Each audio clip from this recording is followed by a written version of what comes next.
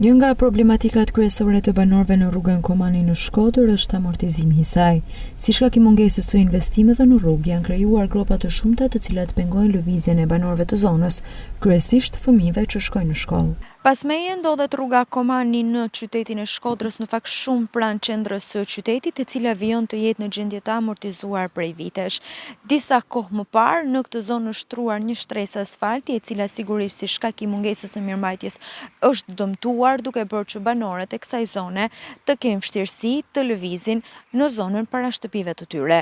Kërkesat e tyre kanë qenë të herpashershme, por siç duket ende nuk janë marrë parasysh nga institucionet lokale. Ndërkohë, pavarësisht gjendjes në të cilën ndodhet rruga, Bashkia e Shkodër ndër vite nuk ka marrë masa për rikonstruksionin e saj.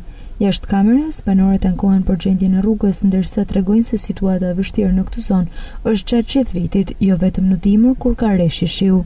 Për të shmangur një situatë të tillë, institucionet përgjegjëse duhet të ndërhyjnë sa më parë në mënyrë që të lehtësohet lëvizja e banorëve të zonës në rrugën Komani.